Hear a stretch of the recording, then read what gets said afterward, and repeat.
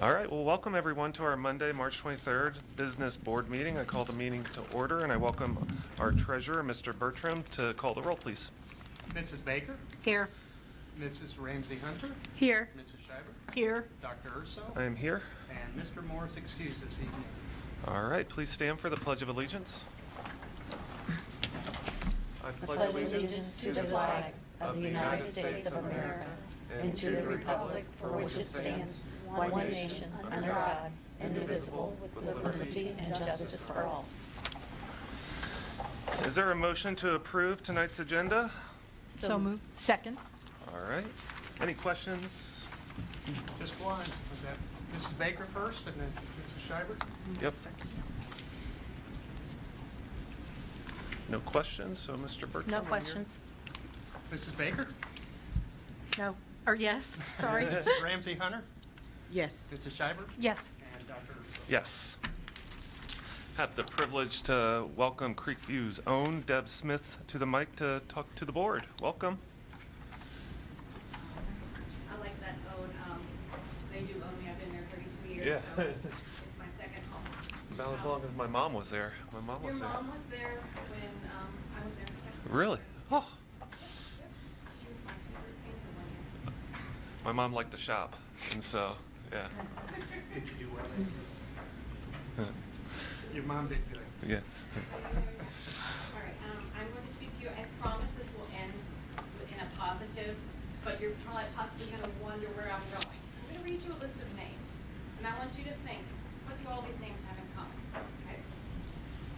John Shepard, Steve Wolf, Sandy White, Wilma Muka, thank you.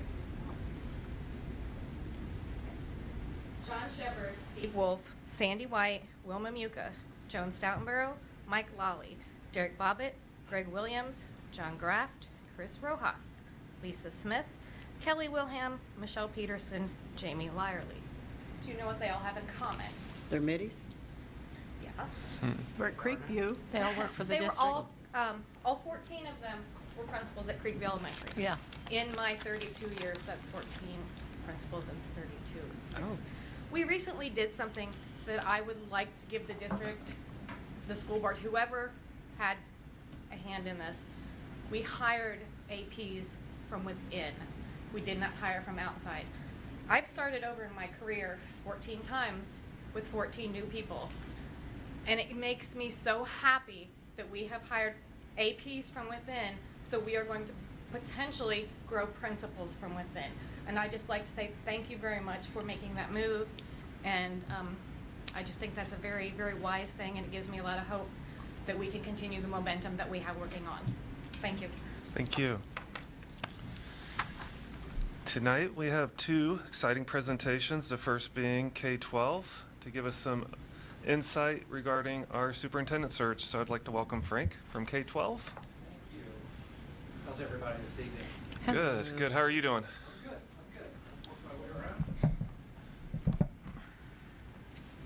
Bertram, how are you? I'm fantastic, thank you. Good. I will pass these down.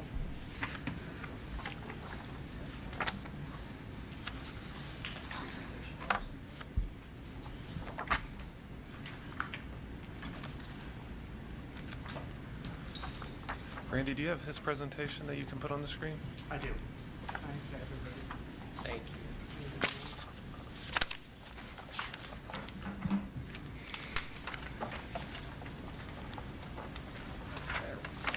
Just click or something.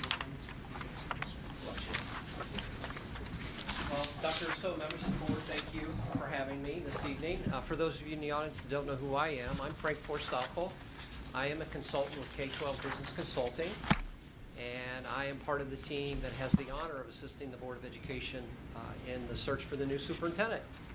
So tonight, my task for you is, for the board and for the members of the audience, is to give the high-level findings that we have as a result of the search profile activities that we did. We spent 2 days in your district, last Thursday and Friday.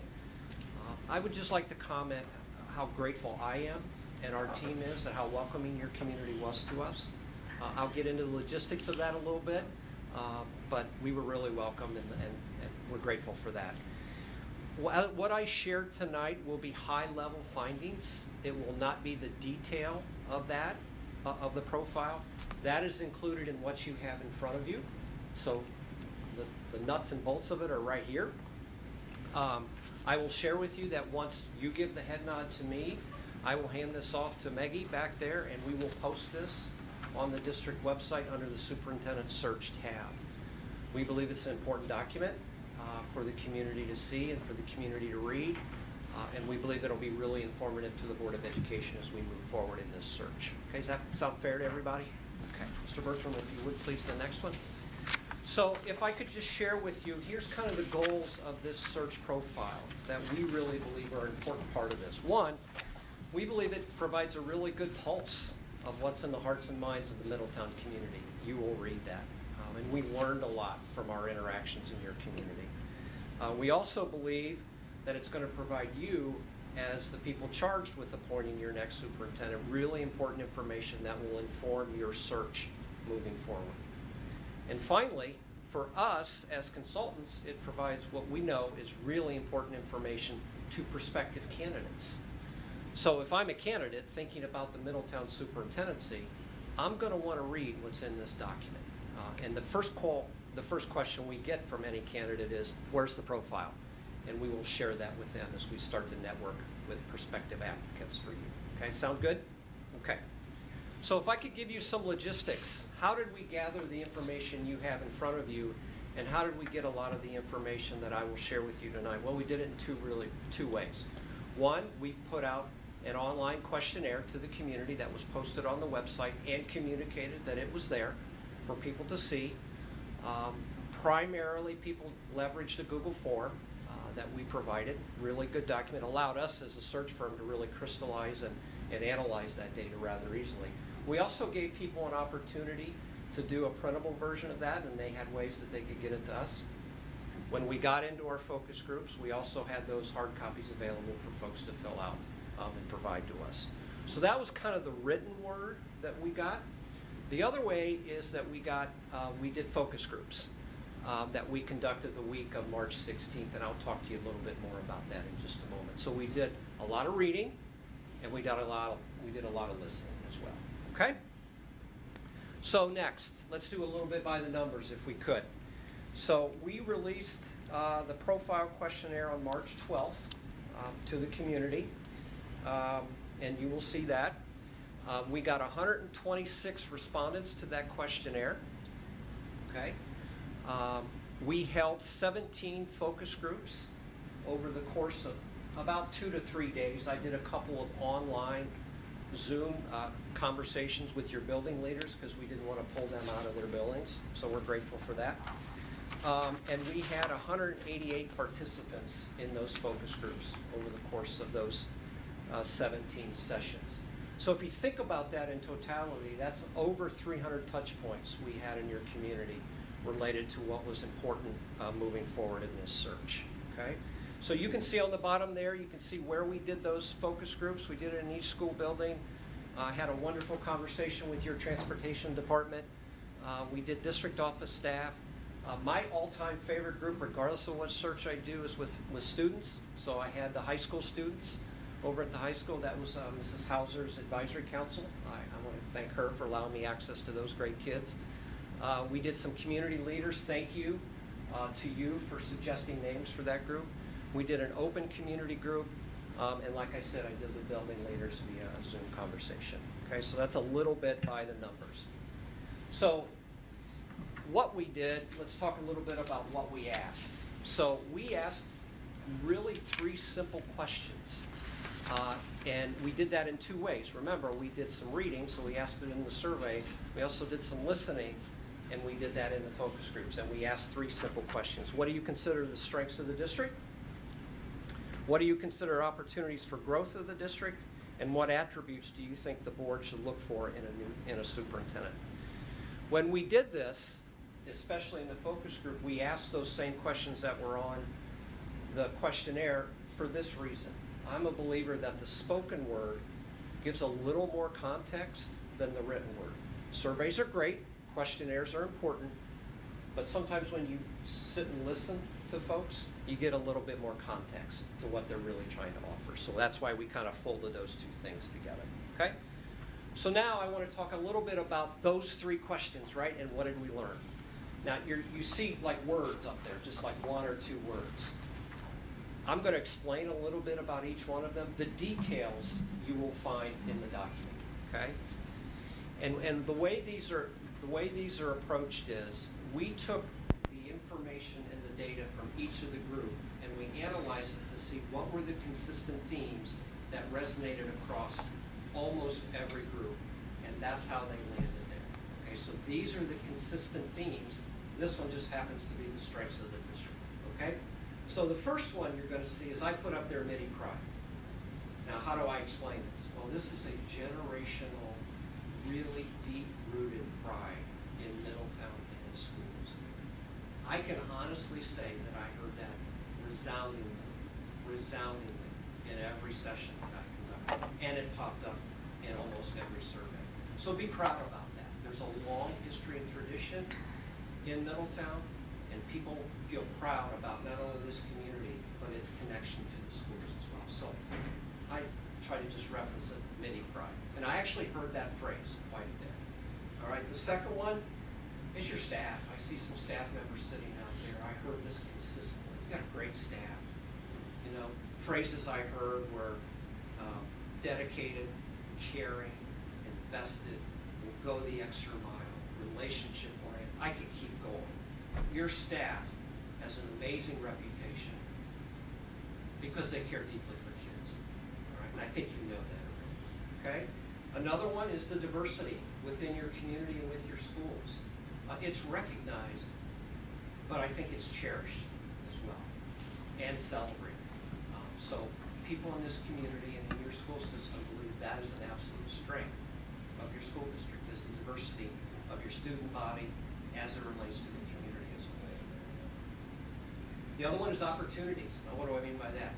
You offer a wide range of opportunities for your students, both academic, extracurricular. I heard a lot about different pathways to graduation, opportunities to get kids ready when they step from your doors in Middletown, how they're prepared. So a lot of opportunities for kids. The next one is diverse learner supports. Lots of efforts go into providing wraparound services for students that really need that support. Your ESL, your ELL learners, your special education, your gifted learners. So that was referenced quite a bit. And then finally, the last consistent theme was outside support. And what do I mean by that? You got businesses that are supporting your schools. You got outside organizations. You got nonprofits supporting your schools. That was recognized and celebrated by members of your community, the people that touch point with us on this survey, okay? And in the focus groups, okay? So those were the consistent themes. As you look at the document, you will see each of the groups we talked to. We also disaggregated their data as well, so you can kind of look at that as well, okay? But across the whole subset of everybody we talked to, these are the things that really like cream rose to the top of the things that are strengths of your district. You have lots of strengths. These are the consistent ones, okay? All right. So let's move on then to the opportunities. Now, when we got in front of folks, we talked a lot about, I phrased this in about 3 different ways. I looked at it and said, you know, what are the opportunities for the group? What are areas of improvement? You know, what are issues that need to be handled in the school district? So whatever way resonated with the people that we were talking to is how we phrased it. So here is what we learned. Remember now, these are the consistent themes that rose to the top. And I don't think any of these are going to be deep surprises to the Board of Education. One is academic achievement. I think people recognize there needs to be some growth in the trend upward on academic achievement. I think specifically as you're measured by the state report card, whatever you feel about that. Okay? That is a public-facing report card on your schools, and I think people have recognized that that's an opportunity to get an upward trend. Okay? One of the other things we heard, kind of related back to the strengths, you do a lot for unique learners, but I think there's a sense and there's a need to really have somebody dig in and really analyze for alignment of those services across the district, okay?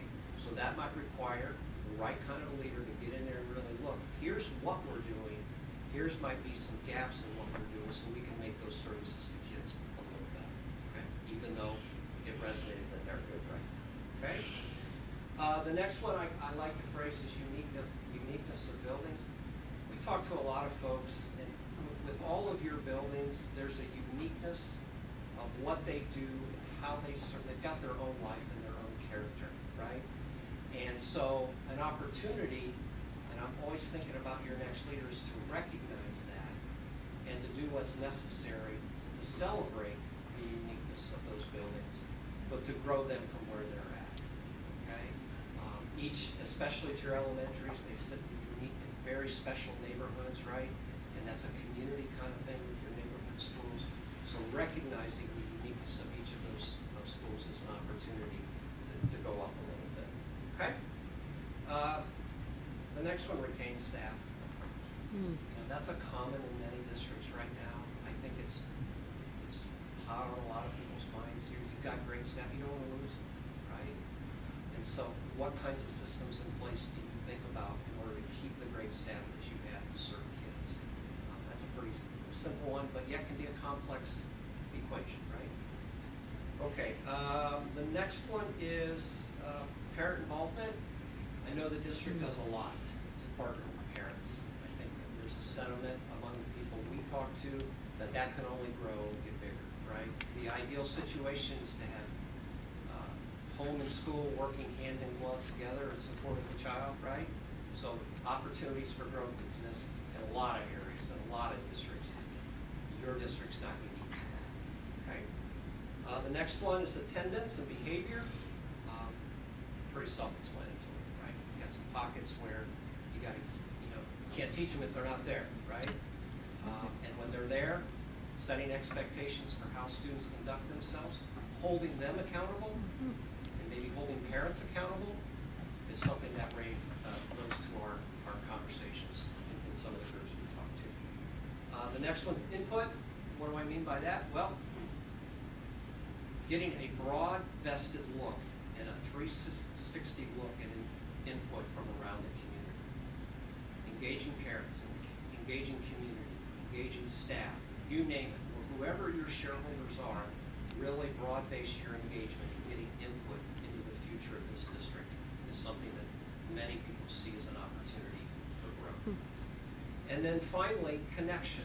What do I mean by that? Well, and this is not unique to Middletown. This idea is that the ability for everybody in the school district leaders and building to understand and working in one common goal, and for leaders to understand the realities of what's going on in the building, not that you don't, but to see an opportunity, maybe going back to the uniqueness of each of those schools, so they are all on the same playing field, moving toward the same goal. Okay, so that connection throughout the district to make sure that we're all working together. Okay, so those are some of the opportunities. Okay, all right. So let's do the final question. So here's how we phrase this. After we did some listening to the strengths and listened to the opportunities for growth, we said, okay, now put all those together and think about the attributes in the leader that you think, one, could take the strengths and get them even higher, and two, analyze and identify the opportunities for growth and to raise them up. And I phrased it like this for some of you that may have been in my session. I said, you've got the opportunity as an artist, you've got the talent to paint the perfect superintendent. There's no such animal, I always said, but I said, here's your chance, okay? So talk to us about the attributes that you want in your next superintendent, okay? And here's what we learned. And I don't think based on what you just heard, any of these will be a surprise to you as well. So one, obviously, academic bar, right? Someone that will raise that bar upwards to get those academic scores higher. The other one is someone with the ability to get in and look at the current programs that are being in place, analyze them, and be consistent and supportive of the ones that are working. I heard multiple times throughout my conversations that this district has a lot of good things in place. And to be honest honest with you, some folks are worried that a new superintendent is going to come in and flip them out.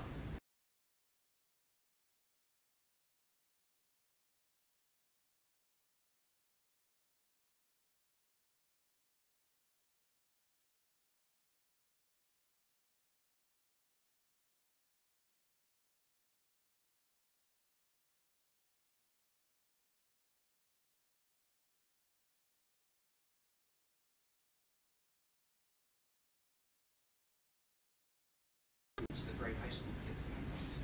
They want that as well. Okay.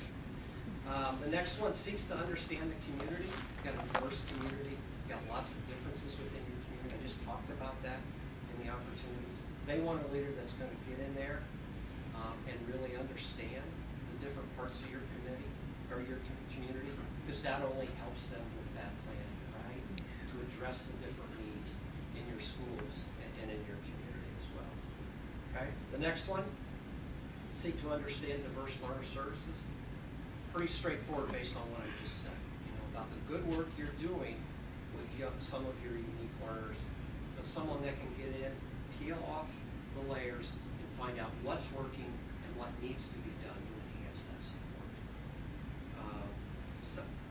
Second from the bottom, strategic planner. It's what a great leader does, right? They look at what's going on, they set a vision, and they set a plan to how to achieve it.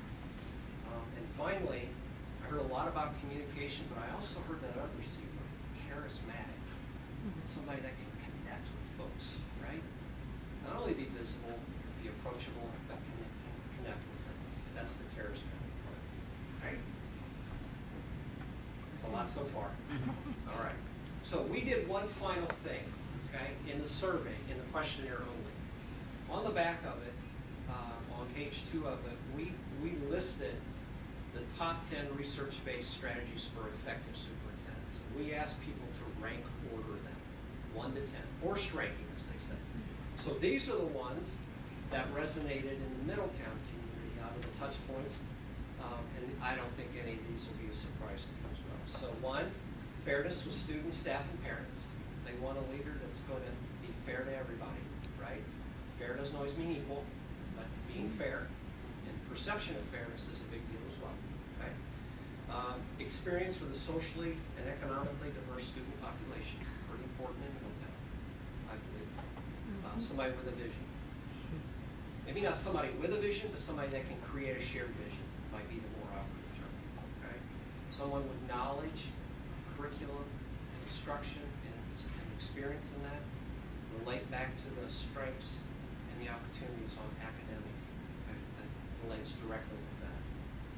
And finally, you want somebody that's embedded, care about the community, they're invested in the community, and involved in the community. So those are the top 5 that resonate.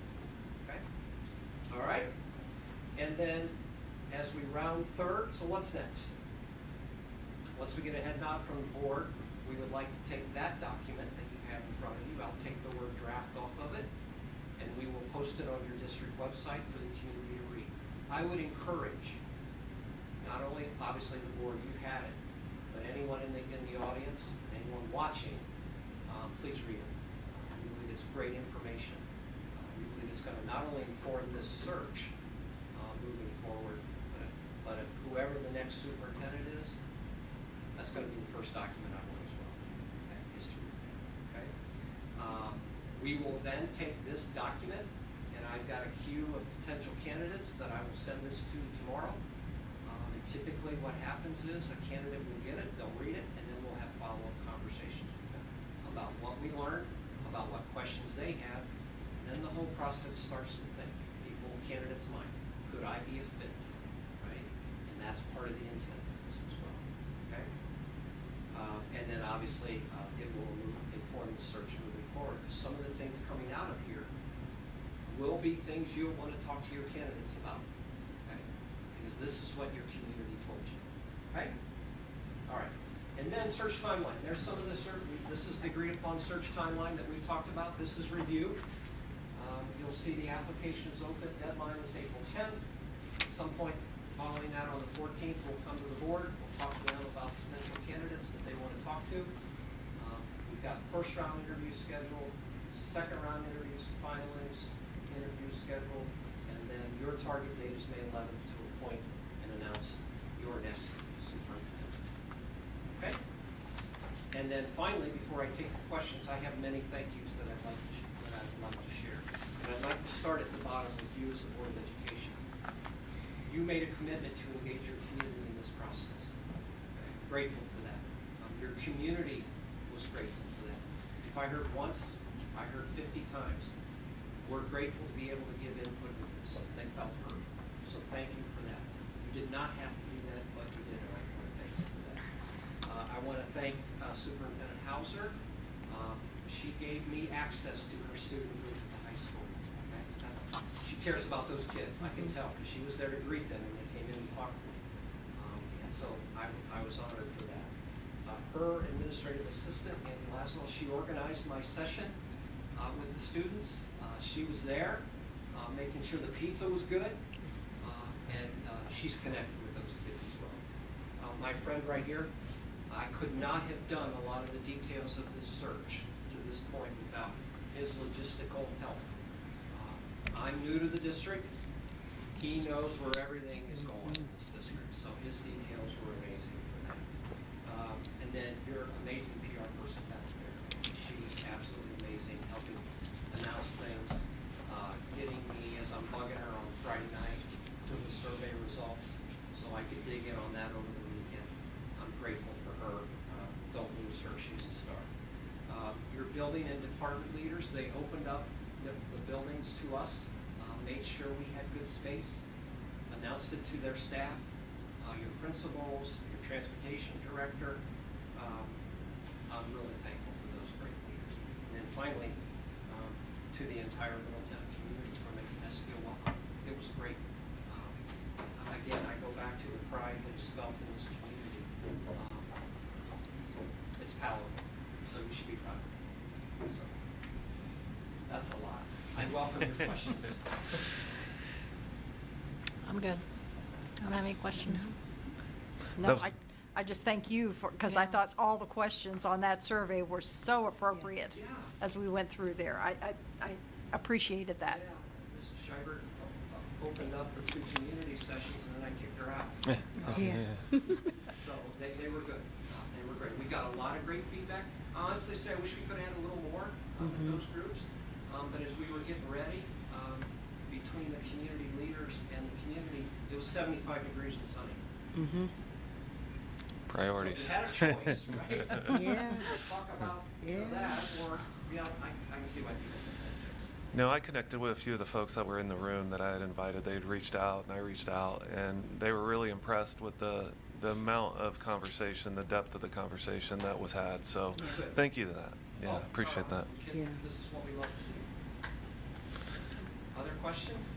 And so, in terms of us, we just have to give you the nod in terms of this going outward. Okay.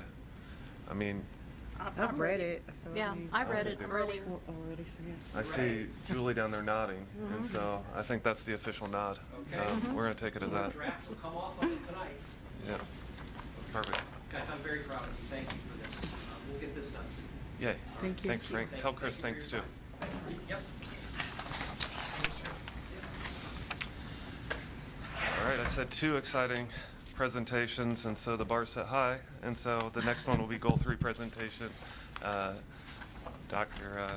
Susanna Davis, I think you're leading the charge? I am. All right. Good evening. I think Mrs. Hauser would typically tee the presentation up, so I'll tee my own presentation up. Just in keeping with the updates in terms of the strategic plan tonight, we're going to take a look at Goal 3. And so I have the honor of presenting on behalf of the team. So I'm going to scurry up to the podium in a different way and kick off the presentation. Perfect. Thank you.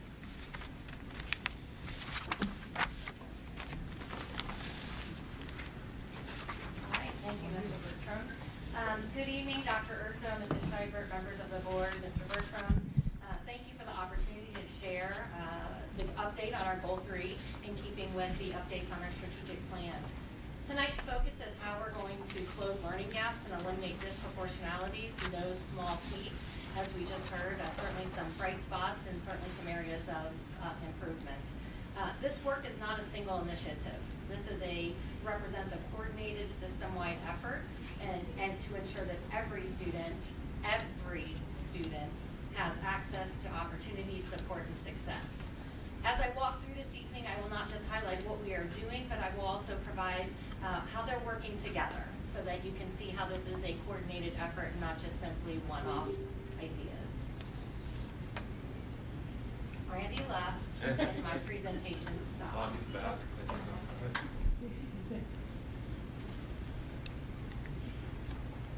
I won't take it personally. It's my computer shutting down. Might be updating. Oh. Oh, yeah, it was doing an update earlier. They were doing an update earlier. Don't take it personally.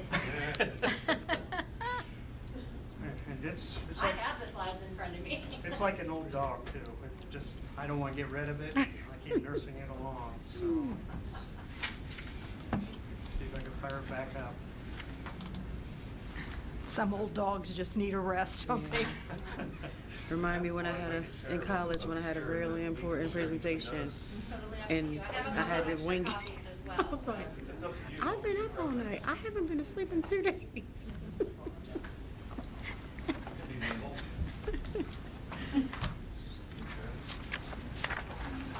You guys share? Yeah, we have.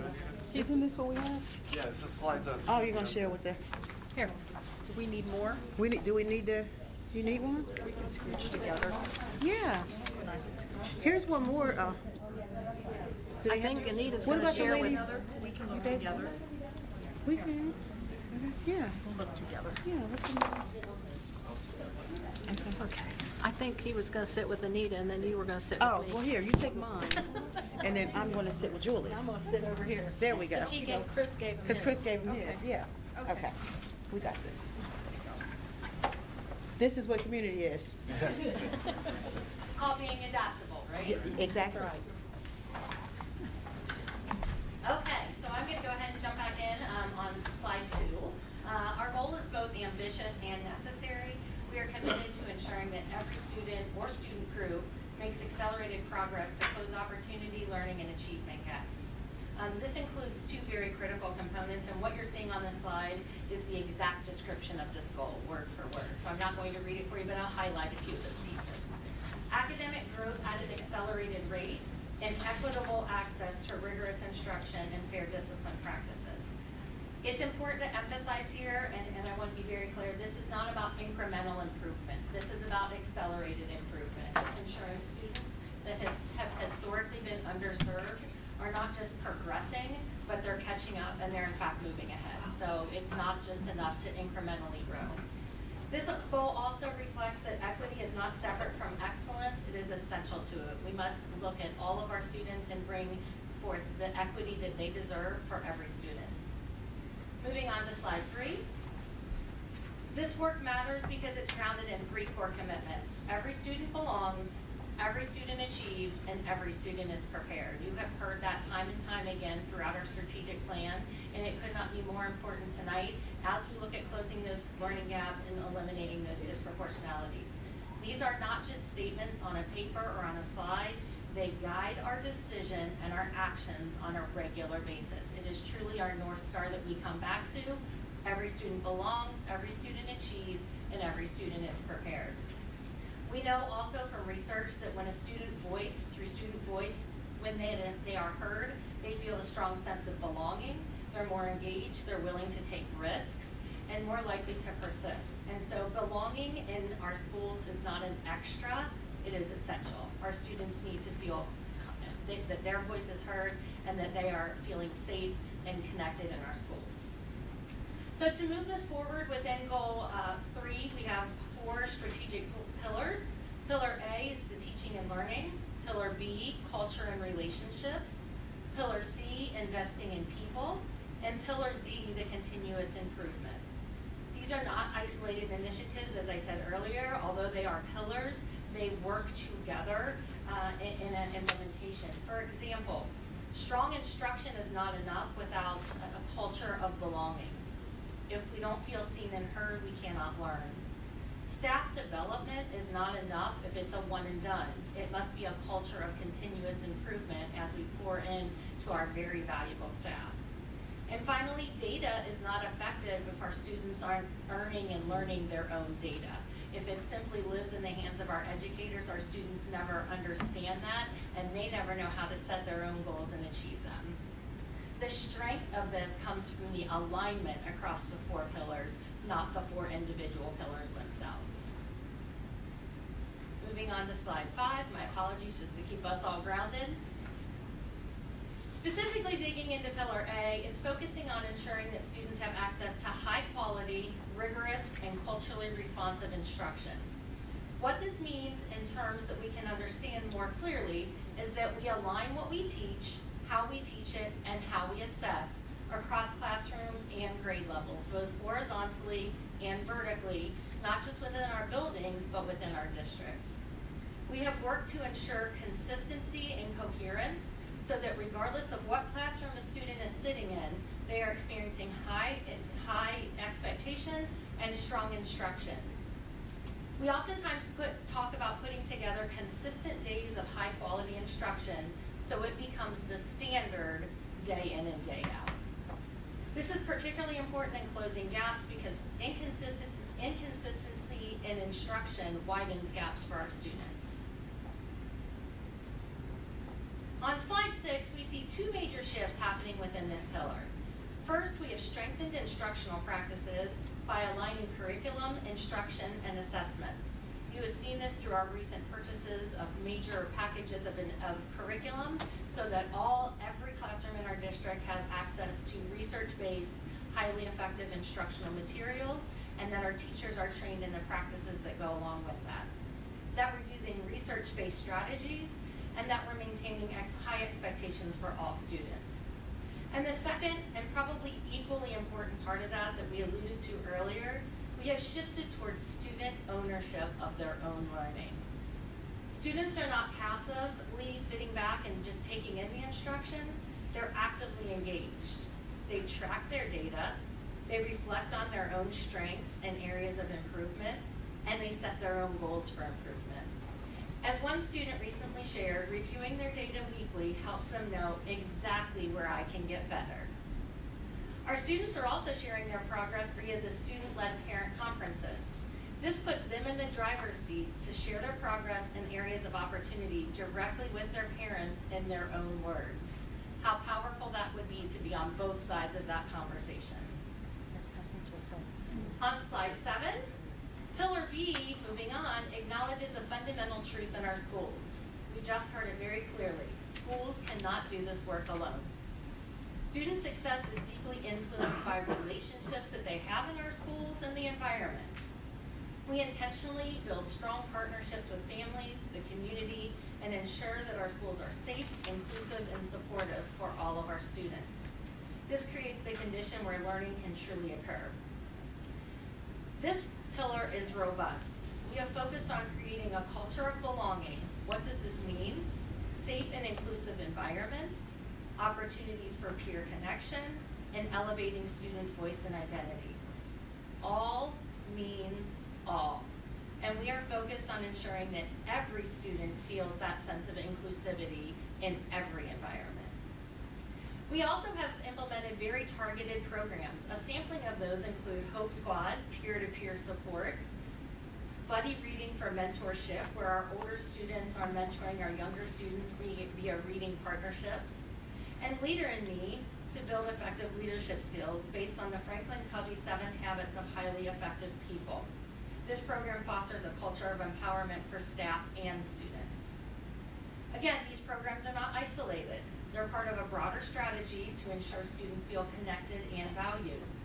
Students themselves have shared that feeling welcome makes them more comfortable asking for help and engaging in their learning. This reinforces a critical connection. Belonging leads to engagement, engagement leads to achievement. On slide 9, we move on to Pillar C, investing in our staff. We know that the most significant in-school factor in impacting student achievement is the effectiveness of the teacher and the leader within the building. If we want better outcomes for students, we must continuously build the capacity of our educators. The way that we're doing that on slide 10 is through ongoing professional development, teacher-based teams and collaboration, and focused work on cultural competence and instructional practices. This is not a one-time training.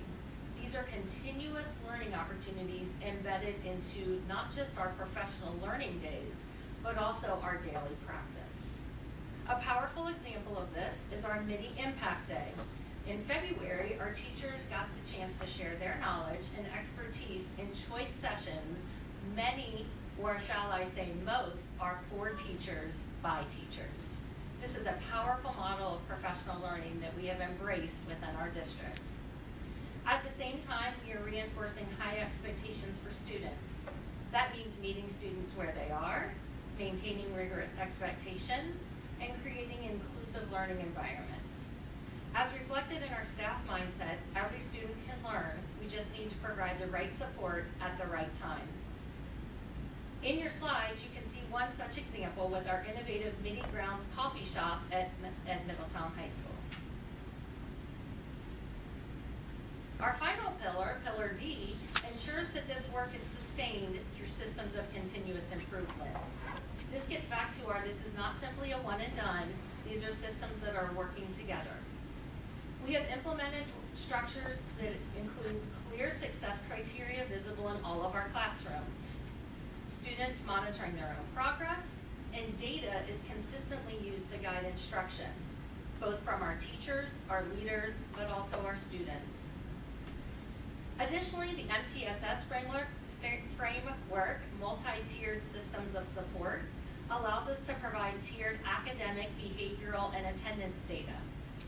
This ensures that students receive the targeted interventions and we're proactive rather than reactive. Our goal is to go upstream as we implement these programs and address the needs of the whole child. Our attendance campaigns through our partnerships with Stay in the Game and FC Cincinnati, as well as our Show Up, Rise Up campaign with CareSource and ProCamps, are examples of how we are actively working with families to reduce barriers to learning via the MTSS framework. Slide 13, why is this working? This work is producing results because of alignment. We are not relying on one singular strategy. We are building a system where instruction is aligned, the culture supports learning, our staff are equipped, and our students are empowered. When these elements work collectively together, they create a cohesive approach that supports students across all areas. I'm hoping that potentially we could watch a short video It's not loading. in a moment. We'll watch a video, and when that video comes to life, we'd like you to watch and listen for how students describe their experiences, particularly around belonging, ownership, and growth.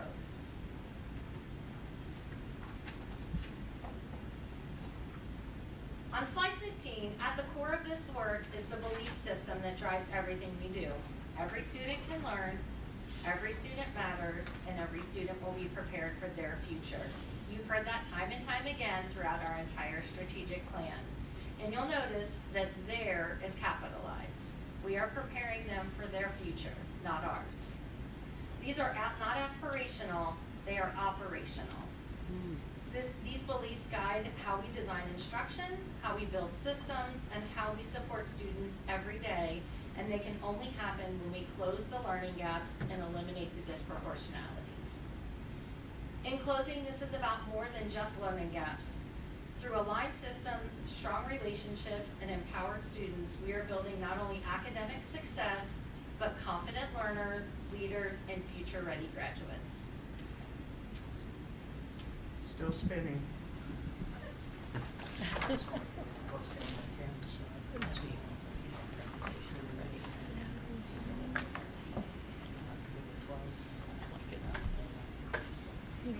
Well, we'll see if it loads by the end of the Yeah. meeting. Show it that. Pardon? It's not coming up. It's not loading. It's just spinning. He's got the agenda. Yeah. I would welcome any questions. Yeah, absolutely. First off, great job being flexible. I had one in regard to belonging. You mentioned it. How is that measured? How are we looking at evaluating student belonging What metrics? How is the data kind of aggregated? We've done some surveys. We certainly, through Leader in Me, we're actually participating right now in an MRA survey, which is completely about the culture and belonging in a school. And so we were fortunate enough to get baseline data last spring in May. And so now that we've started full implementation of Leader in Me, that will be a wonderful metric for us to use that looks at a variety of different areas. One of the reasons that we selected Leader in Me, you might recall, is because it was a K through 12 implementation, and that we could look at consistent information, consistent data across the entire district. And so that's actually being done right now. That is a parent survey, a student survey, and a staff survey. So we get multiple metrics across multiple different groups in many of the areas that you just talked about, including belonging. And so within that, do students and parents, families, do they evaluate the belonging within their school, their teacher? I know at the end of the semester, I'll get evaluations that let me know a little bit about how that all went. Is that same kind of system in place to where students, and I know it's difficult maybe at the early elementary years, but yet there's probably still ways to gauge upwards to the high school? So what we're going to see in that MRA is maybe not down to the individual teacher level, Okay. but really looking at a little bit of the higher level of the school culture as of the whole, the district culture as a whole. We've not really dug down to the individual teacher aspect at this point. Okay. We're really trying to start with some of that bigger picture trend data to start to see where are those areas that we need to set up professional learning for our staff, and where can we help support if there are programs or initiatives that we need to take a look at that are missing within this, this alignment. But yes, that data will give us, again, maybe not to a level of, an individual instructor, and it does go down to our very youngest grades. So Okay. even our youngest learners are having the chance to give meaningful feedback in an age-appropriate way. Oh. We want to go with questions or go to the video? We can go to the video first. No, I think we need to see that video. Let's go there. Well, then we'll go with questions.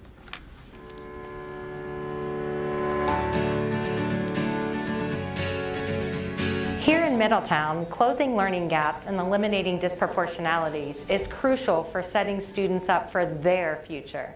Let's take a look.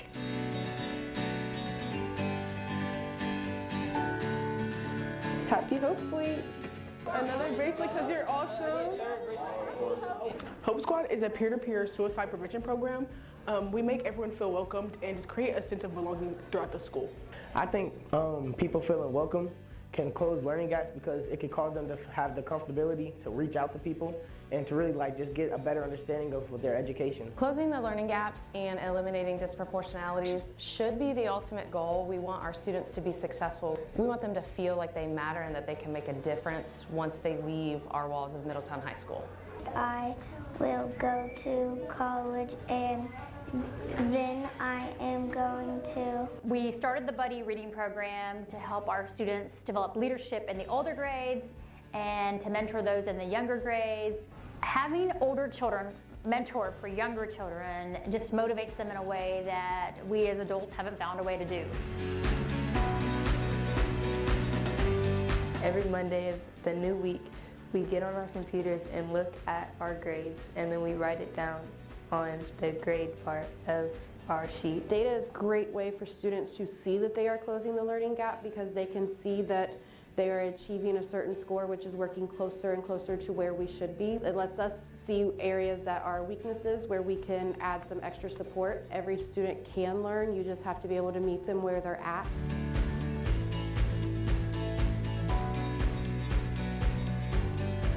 Because isn't that what we want? We want great results. What can we do to support the students? So through an impact day like today, teachers have the opportunity to choose their own path for professional learning. So teachers are kind of choosing what's relevant to them, what's interesting to them. We're going to kind of show them what we do for Leader in Me Wednesday. Leader in Me helps me to be a leader in this school. Think, win, win. Beautiful. My favorite Leader in Me habit is put first things first, like doing my homework before I play on my tablet. Put first things first. Closing learning gaps and eliminating disproportionalities starts with personalizing experiences for staff and students to provide empowerment and voice, allowing all students to dream today and rise tomorrow. Hashtag Midi Rising.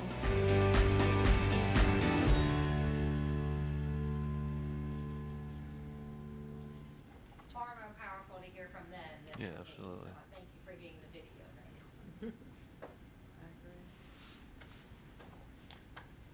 I had one last question. It was nice to kind of see a visual example of students kind of looking at some numbers and some data. How's that kind of play down to the lower elementary ages? Same process, similar? Yeah, that actually was in some of our lower elementary grades. Okay. And so, again, age appropriate. If you are out in the schools, you'll see visuals on the wall where they're tracking some of their progress collectively as a class, even as individuals. And so it does look a little different in various grade levels, but even with our itty bitty middies, we're starting to see that they're starting to understand the power of visualizing growth and visualizing, and I certainly know that our teachers do a phenomenal job of helping our students celebrate their successes. And so I think that's probably the most exciting part when you're out in the buildings and you get to see some of those successes either on an individual, a classroom, a grade level. There's a lot of innovative ways that we're going about recognizing when we reach those milestones. Yay, thank you. Any other questions?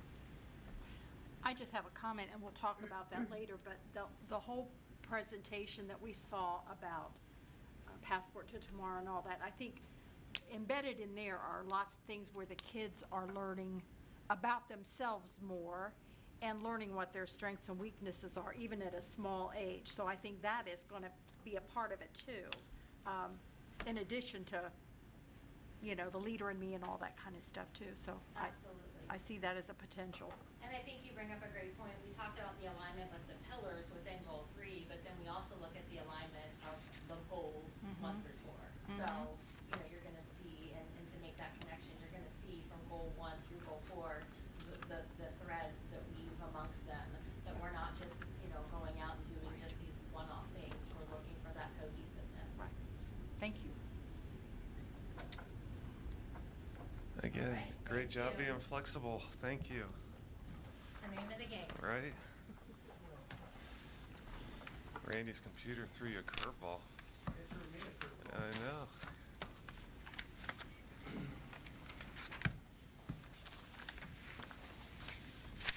Randy, we ready? We'll wait for you. As soon as it loads, everything All right. loading slow here.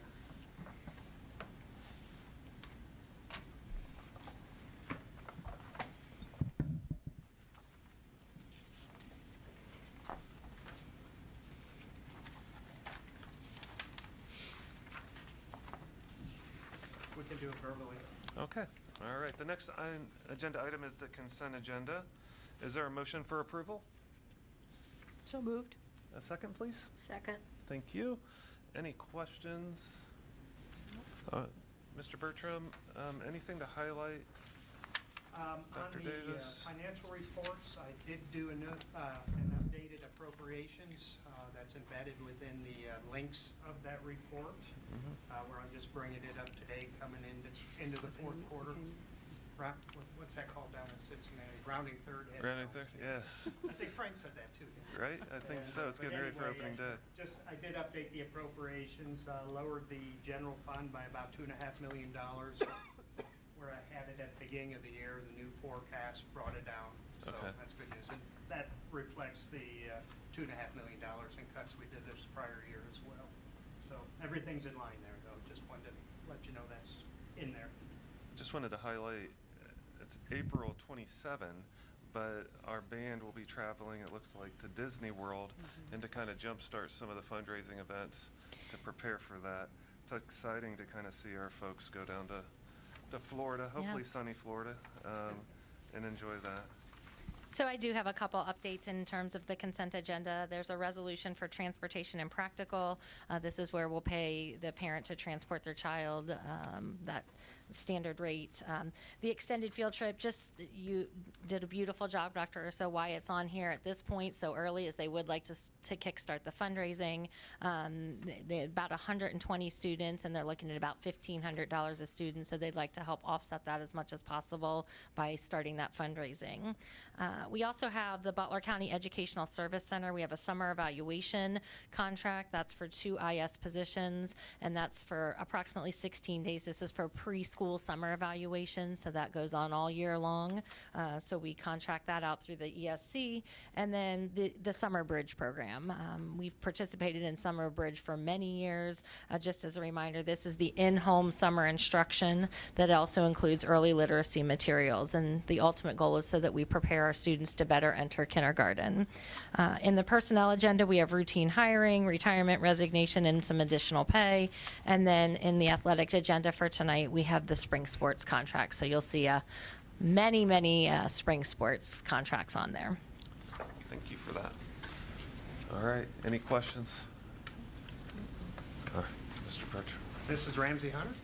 Yes. Mrs. Schreiber? Yes. Dr. Urso? Yes. And Mrs. Baker? Yes.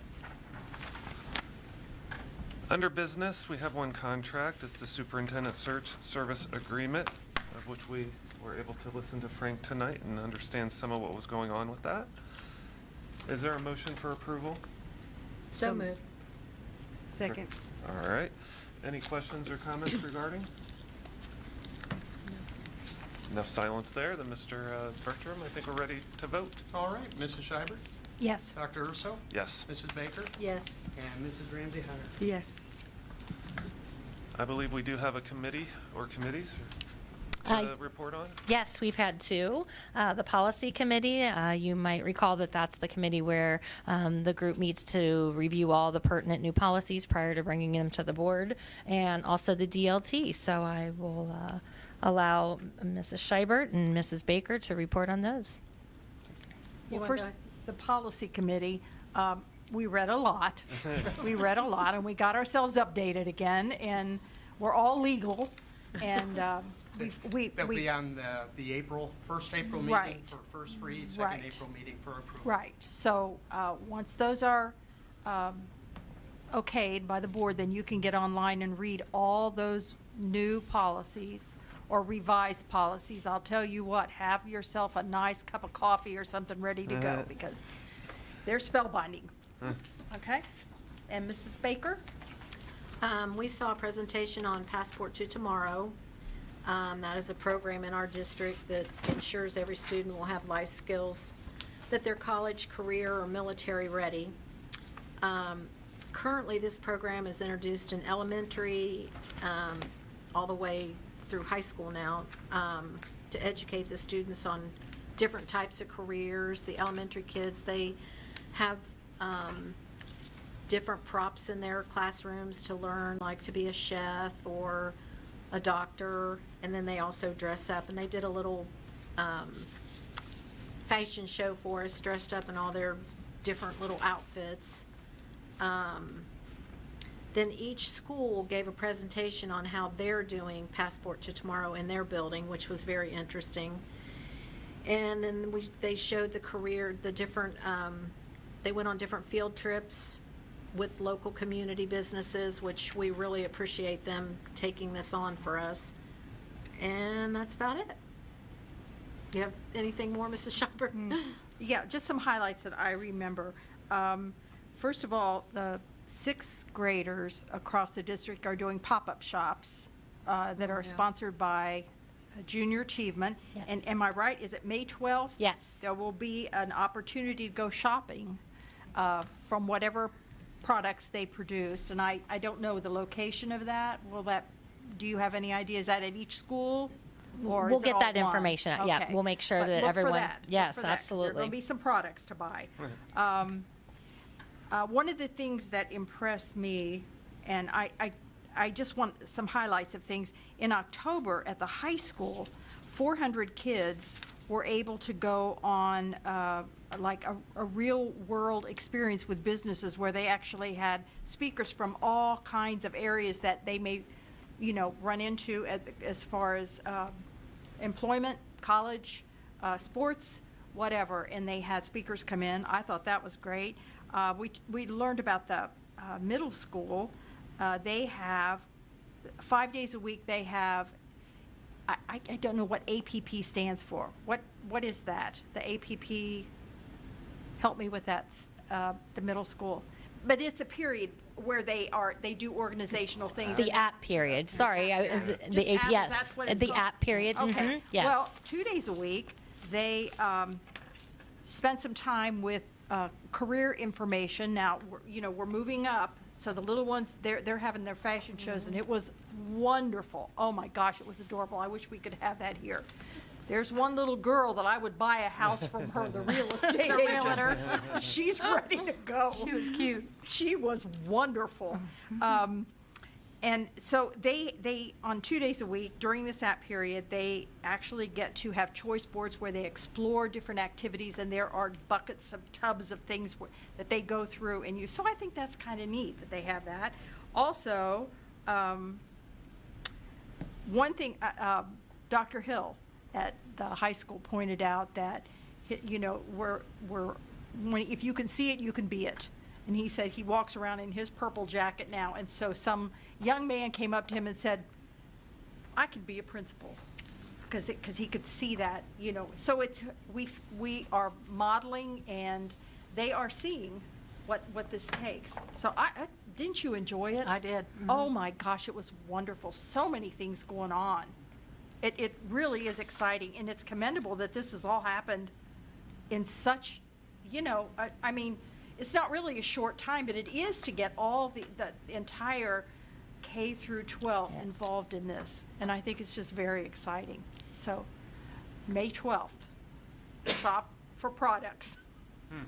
There were some very creative ones for Yes, sure. thank you. I was fortunate enough when I was in Esser Para to go on some of those field trips with those kids, and for them to get out and see like Acres Packaging and BGR and the different, businesses and what they do. They were, at the third grade level anyway, they were really interested in that. And I think these companies take pride. They I mean, love it. They are They very love nice to having the our kids there.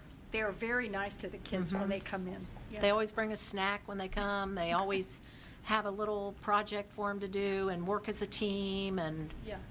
yeah. It was fascinating. So, thank you. That was our DLT meeting. Unless I'm missing something, that's Board of Education reports, and Ms. Baker, anything to report tonight? No. Ms. Ramsey Hunter? Yes. So, being on Butler Tech's board for the school district, a couple exciting things have been happening in our community. Last week, me and Julie got to do the aviation grand opening or open house, and it was just amazing because this semester I didn't see any of the Middletown kids, but the future, it's here, and for them to be able to take field trips and see what they can do. They have two separates. They have the pilot, and then they also have the kind of like the engineer part where you work on the planes. And to know that that is in our backyard, it's just amazing. I also was able to tour the Bioscience Center, which they have a grand opening coming up. And when I went there, I saw our kids, like every floor I went on, I saw it, and I was just looking at them and seeing how amazing that our kids are having these opportunities at high school level. And then to find out when I went to the dental wing, they said, well, one of your schools came here and the kids got their teeth cleaned by our students. And I'm like, what? Just seeing students teach, working with students and real world experiences that they get to see, not only someone that they know from their district helping them, but that they can come and go to Butler Tech also when they grow up. Because usually, when you see it, I know how for my kid, when he went on a field trip, he talked about it for the next year about what he saw. And when he seen that one kid, that was his buddy, even though he only met him that one time. So it's just those experiences that are happening kind of ties on what we were talking about in general, that it really is a great thing. So the partnership that we have with the places in our community, I think, is amazing, and I'm honored to be able to be a part of that. So thanks. Ms. Scheibert? Nothing. Thank you. Just a couple quick things. I'd like to congratulate our two wrestlers that went to state and finished, I believe, 5th in the state. Ariana Hale and Jaden Davis, I believe, went there and represented and were on the podium. I don't know exactly what year they are. I think Jaden's a junior anybody know what Ariana Hale is? She's a junior A also. junior, so next The future's year, bright. Next year for both of those. I would like to just come back to the very beginning of the meeting when we talked about our superintendent search and all the people who were involved. Just to, again, thank them for completing the surveys, for our staff to be engaged. I know that we need that information. We lean on that information and depend on that so we can make the best choice possible that reflects the needs that are out there. And so for the folks who showed up, the folks who wrote it out, thank you. We do want this to be the best ending that we possibly can make, and appreciate that. And I was going to mention too the Butler Tech piece. It's exciting. I drive by that, and it's beautiful. It is. And it's neat to see it in Middletown, because I notice a lot of the growth is not in Middletown, and it bothers me a little bit that a lot of the investment is elsewhere. So to have that in Middletown is meaningful. So that's it. Mr. Bertram, anything tonight? Yes, I'd like to say thank you, Mrs. Ramsey Hunter, for taking me back to 1979 when I made that trip to the vocational school I attended my junior and senior years. That was a few decades ago if you're good at math. Okay? But yeah, vocational, it's great. I mean, it saves a lot of our kids, gets them to finish school and they find a great trade. Albeit when it was 20 degrees and I was up capping a roof, I decided I didn't want to be a carpenter by the end of my whole life. So it was well worth my 2 years. I would like to say thank you for the shout out on the wrestlers. In 12 years, I haven't done a shout out for another school district, but since my wife works at Princeton, I thought it was pretty remarkable that the boys won the state championship this weekend and the Southwest girls were Ohio. runner-up. You don't see that happen too often from don't. the same Yes. school. I just shout out to Princeton Vikings for doing that, coming from our league. I think that's a big deal for us. It is. And the superintendent search, working with K-12, I've been on both sides of K-12, one being recruited and now being on this side. It all comes together for me now. So it's exciting seeing that, their profiling and how they handle all that. So it's been fun work.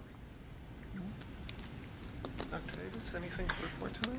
I wanted to just reiterate at district leadership team last week, just the phenomenal work of our buildings, and it was a little bit different this time, so a little bit different focus, and so certainly to have our students be a part of that and to hear just the wonderful ways that P2T is coming to life. And I don't think that any two presentations were even remotely close to being alike, so we got to see 9 different flavors of how that program has grown just immensely. And then I want to just put a plug in, certainly the May 12th pop-up shop, but also exciting an event this Thursday with our future chef.